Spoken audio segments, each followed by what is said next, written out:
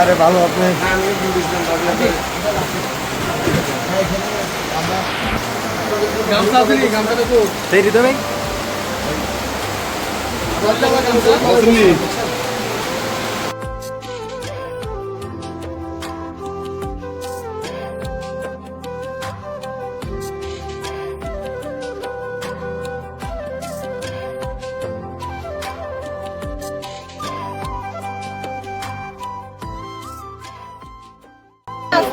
দেখতে পাইছেন এটাই ভাই অনেক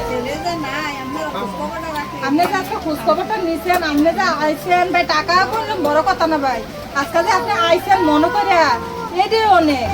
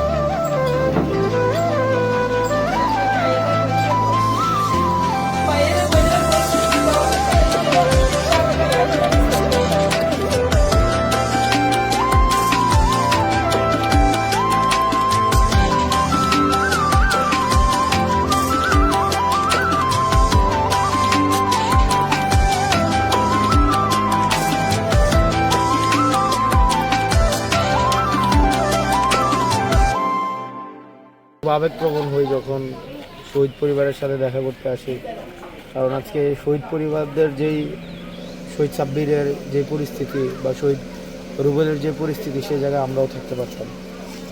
তো সৃষ্টিকর্তার কাছে আমরা প্রার্থনা করি যেন ওরা আমাদেরকে জান্নাতবাসী করেন। একই সাথে সাথে তাদের শহীদ হওয়ার মধ্য দিয়ে আমাদের অনেক দায়িত্ব আছে, দেশ গড়ার দায়িত্ব, কারণ তারা দেশের জন্য জীবন দিয়েছে এবং দেশটা গড়ার এটা আমাদের দায়িত্ব আছে।